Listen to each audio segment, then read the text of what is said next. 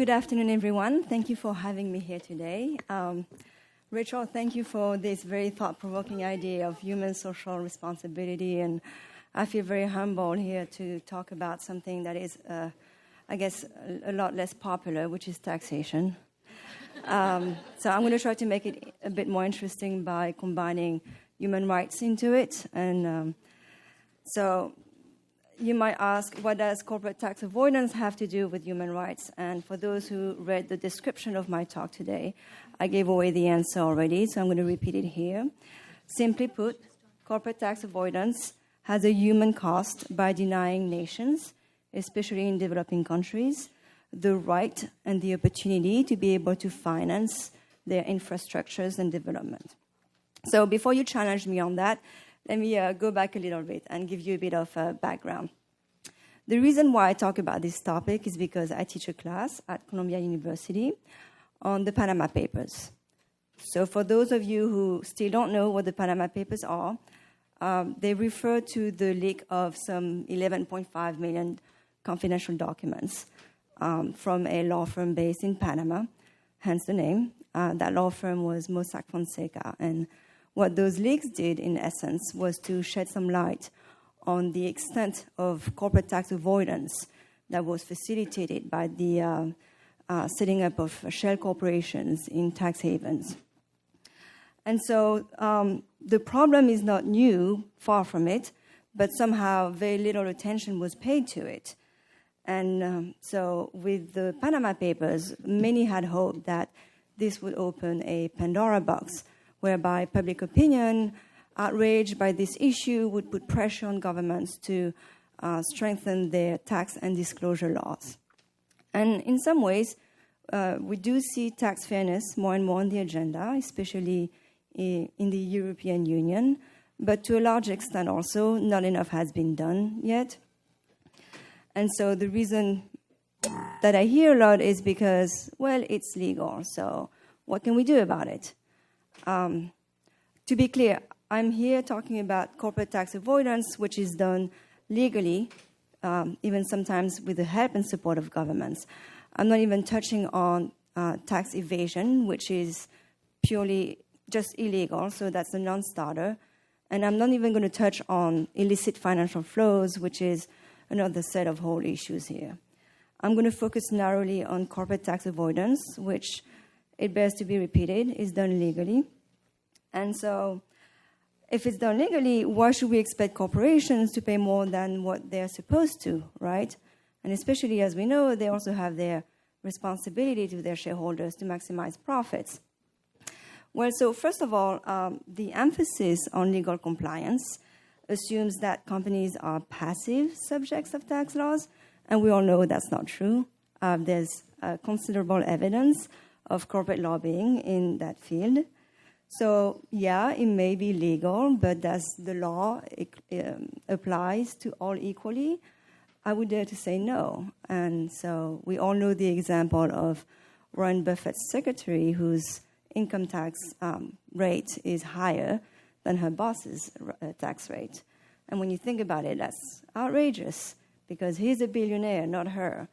And at the most fundamental level, it's this kind of unfairness that undermines the social compact. But there's a layer of complication to it, because in today's world, we have the globalization of trade and investment, and so countries actually seek to improve the fiscal climate for investment and attract capital. So if I'm country A and my domestic tax policies favor my citizens, why do I care if a company incorporated in my country pays enough taxes in country B where it might also operate, right? Does the social compact in country A extend somehow to the social compact in country B? I think it's worth reminding ourselves that historically, the reason why tax policies were developed was to primarily address domestic economic and social concerns. But I think it's this kind of silo thinking that, in my opinion, creates a race to the bottom. As the OECD put it, tax abuse ultimately undermines public trust in the system the system here being globalization, and creates inequalities. We heard that earlier. And in an increasing globalized world, we cannot sustain the belief that we can only choose the benefits of globalization and somehow keep out the negative aspects of globalization. This is not an a la carte menu, and this is not a sustainable model. Let me emphasize a key concept of this year's conference, which is business sustainability. I would argue that a sustainable business model is one that also emphasizes on a sustainable tax strategy that is not merely focused on minimizing the amount of taxes to be paid. For some of you, this may sound utopic, but it's not as crazy as you think. A lot of companies, we see it here today, want to do good, and there are even some companies that explicitly recognize their responsibilities to contribute to the funding of public services and infrastructure through taxation. But not enough of those companies do that.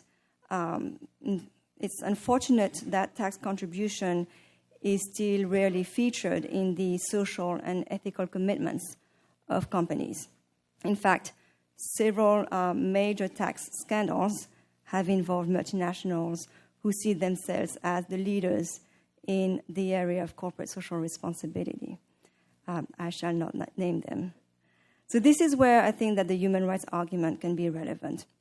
I think we all agree that businesses have human rights responsibilities as well, as embedded in the United Nations Guiding Principles and Framework on Business and Human Rights.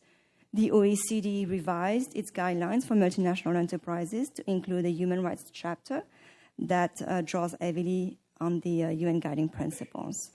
But while corporate tax avoidance is not specifically mentioned per se, it doesn't mean that we can't use the human rights prism in order to address this practice, which is harmful.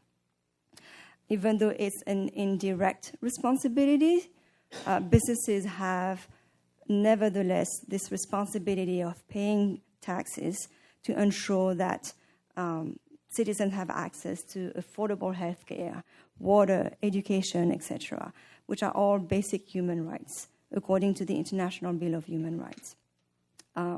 Countries that are most affected by tax avoidance are developing countries. According to the UN Conference on Trade and Development, more than $100 billion per year of revenue is being lost due to tax avoidance by multinationals. And I think this number doesn't even capture the full extent of it. So if we want to achieve the UN SDGs, the Sustainable Development Goals, we have to include tax avoidance in the conversation and acknowledge the human cost of large-scale tax avoidance. The human rights conversation, in my opinion, can provide a universal basis that goes beyond national borders to examine and challenge the fairness of tax laws and policies. And so what can you do here? I think that I would urge you to place corporate tax avoidance more firmly on the business and human rights agenda so that you can stimulate further conversation, debate, and analysis of the human rights implication of corporate tax avoidance so that you can also maintain the attention of states, of companies, civil society, and human rights bodies, and perhaps even foster human rights-focused developments aimed at addressing this harmful practice. Thank you very much.